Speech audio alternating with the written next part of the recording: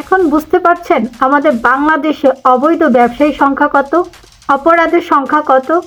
কারণ মোবাইল অবৈধ পথে আসা মোবাইল ব্যবসায়ীরা এখন রাস্তায় নামছে। এই বাংলাদেশে ভালো কিছু হবে বলে আশা করা যায় না। ঢাকায় যে সকল মোবাইল ব্যবসায়ীরা আছে খোঁজ নিয়ে দেখেন, শতকরা 90% প্রত্যেকটা ব্যবসায়ীদের একটা কেন একাধিক ফ্ল্যাট আছে।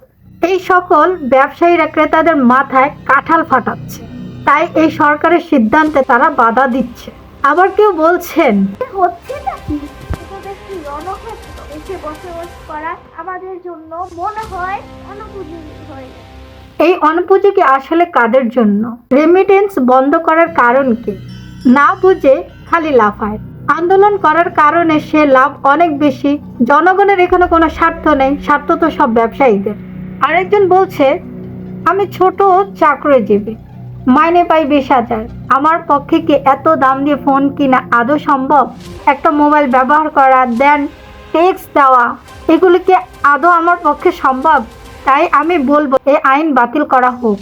এখন আমি বলবো আইন যদি বাতিল করা হয় তাহলে তো চিটার, বাটপার, ছিনতাইকারী, চোর আরো বেড়ে যাবে। NEIR এর মানে কি? এর মানেটা হলো আপনার ফোনের টোটাল অ্যাক্সেস এই সিস্টেমের কাছে। আপনি ইচ্ছে করলে আপনার হ্যান্ডসেট চেঞ্জ করতে পারবেন না, আপনি আপনার ফ্যামিলি কাউকে দিয়েও দিতে পারবেন না, কিংবা আপনার ব্যক্তিগত সিম কোনো প্রয়োজনে অন্য কোনো ফোনে ব্যবহার করতে পারবেন না।